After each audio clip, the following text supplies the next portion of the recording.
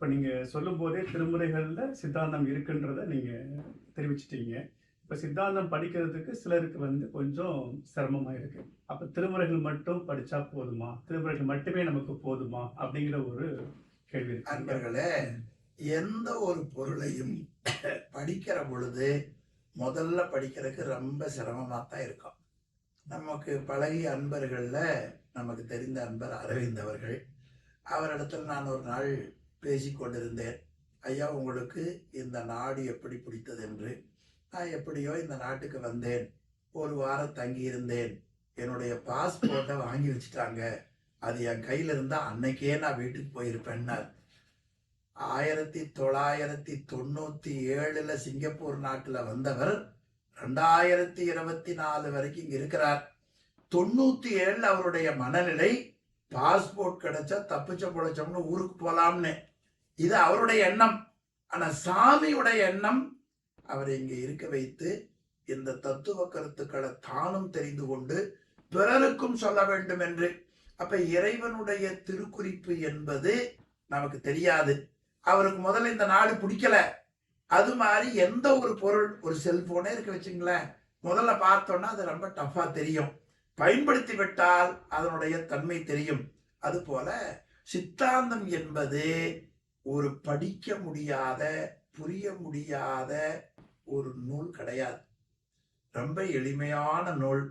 அது எளிமையான நூல் என்பதை சித்தாந்தத்துல ஒரு சின்ன ஒரு வரிய படிச்சா கூட தெரிஞ்சிடும். சிவஞான போகத்துல முதல் சூத்திரம் அவன், அவள், அது எனும் அவை. ஒரு தொடர்தான். உலகத்துல அவன் என்றும் அவள் என்றும் அது என்றும் ஒரு உயிரால் சுட்டி அறியக்கூடிய இந்த உலகம். இது நாம் இது வரைக்கும் பேசியதில்லை, சிந்திச்சதில்லை, ரொம்ப கஷ்டம் நினைக்கிறோம். அப்படி கிடையாது. சித்தாந்தத்தை போல ஒரு எளிமையான நடை வேற எந்த நூலும் கிடையாது. அது நீங்க படிக்கிற பொழுது உணர்வீர்கள். எனவே சித்தாந்தம் எளிமையான ஒன்று.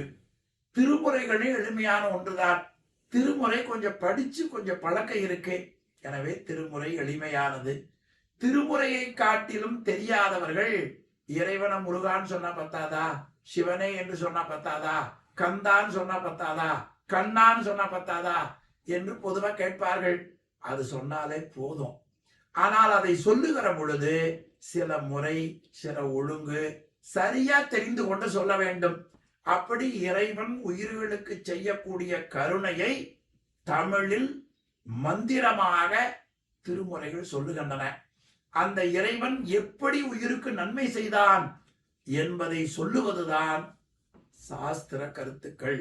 உதாரணமா இறைவனை பற்றி சொல்லக்கூடிய தோத்திரத்துல ஒரு தொடர் மாணிக்க வாசகர் பெரும்பாலும் உலக மக்களுக்கு தெரியும். அது ஒரு தொடர் சொல்லுகிறார். தாயினும் சால பறிந்து ஒரு தொடர். இன்னொன்று தாயேயாகி வளர்த்தனை போற்றி. இந்த ஒரு தொடர் ஞாபகம் வச்சுக்கலாம், எல்லாருக்கும் தெரியும். நான் சொல்லுவது சைவத்துக்கு மட்டும் சொல்லவில்லை. மனித மக்கள் அம்மா வயிற்றிலிருந்து பிறக்கிற எல்லாருக்கும் பொதுவான கருத்தை நான் சைவத்துல சொல்லப்படுவதை சொல்லுகிறேன். தாயேயாகி வளர்த்தனை போற்றி. இந்த தொடருக்கு என்ன பொருள் கேட்டா, தாய் என்பவள் எப்படி எல்லாருக்கும் தெரியும். நம்முடைய உடம்ப வயிற்றுல 300 நாள் சுமந்து கைகால் நல்ல விளக்கமா இல்லாத காலத்துல அந்த கைகாலுக்கெல்லாம் வேண்டிய சக்தியை கொடுத்து உடம்பை தூய்மைப்படுத்தி கொஞ்சம் கொஞ்சமா வளர்த்தி வாழ்நாள் முழுவதும் தன் பிள்ளைகளுக்காக வாழக்கூடிய புனிதமான உயிர் தாயும் தந்தையும்.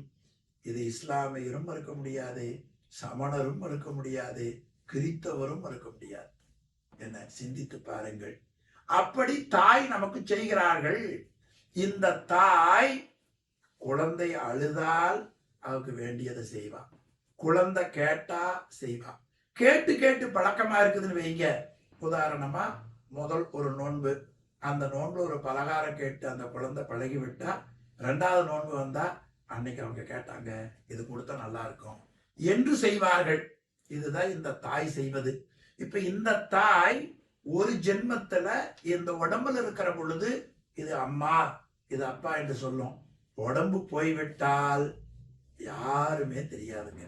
எனவே இப்ப இருக்கிற உறவு, இப்ப இருக்கிற அந்த பந்தம், இவையெல்லாம் உடம்புக்குத்தான். உடம்பு வேறு, உயிர் வேறு. அது நமக்கு திருமுறைகள்ல, வேதங்கள்ல, ஆகமங்கள்ல நல்லா சொல்லப்படுகிறது.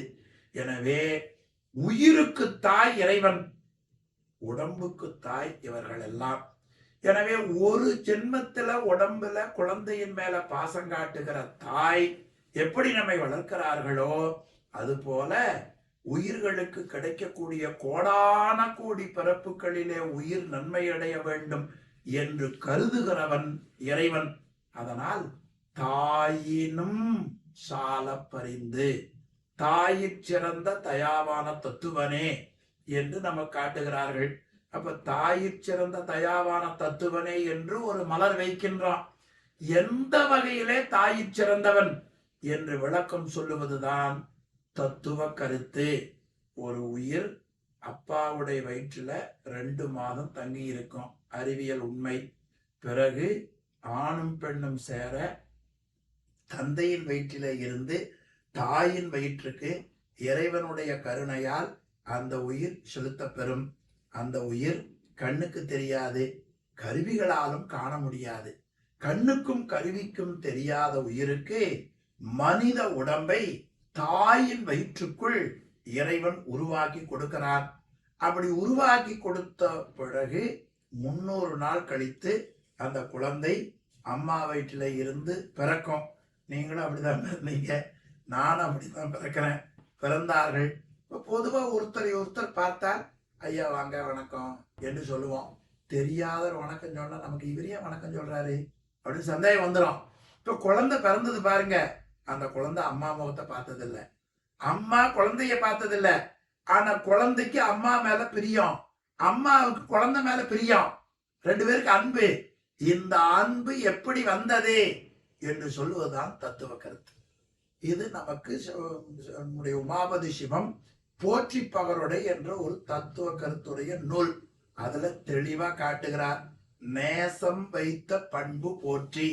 எனவே திருமுறைகளை ஓதுவது சைவ சித்தாந்த கருத்துக்களை புரிவதற்கு வாய்ப்பாக இருக்கும். சைவ சித்தாந்த நூல்களை படிப்பது திருமுறைகளில் பொருள் உணர்ந்து அழுந்தி அறிவதற்கு வாய்ப்பாக இருக்கும். எனவே இரண்டும் எளிமையானதுதான். முதல்ல திருமுறை கொஞ்சம் படிப்போம், பிறகு அதுல சந்தேகம் வந்தா தத்துவ கருத்துக்கு போவோம். தத்துவ கருத்து படித்த உடனே திருமுறைகளில் அழுந்தி உணர்வோடு சொல்லக்கூடிய பயிற்சி பழக்கம் படிப்பவர்களுக்கு வரும். சிறப்புங்க, ரொம்ப அழகா சொல்லியிருக்கிறீங்க. சித்தாந்தம் படிச்சுட்டு நம்ம திருமுறை படிக்கும்போது இன்னும் பொருள் விளங்கி நம்ம அழுந்தி இருக்கிறதுக்கு ஒரு வாய்ப்பு அமைங்கிறீங்க. சித்தாந்தம் மிக எளிமையானதுன்னு சொல்லியிருக்கிறீங்க. கத்துக்கிறதுக்கு மீண்டும் முயற்சி செய்வோம்.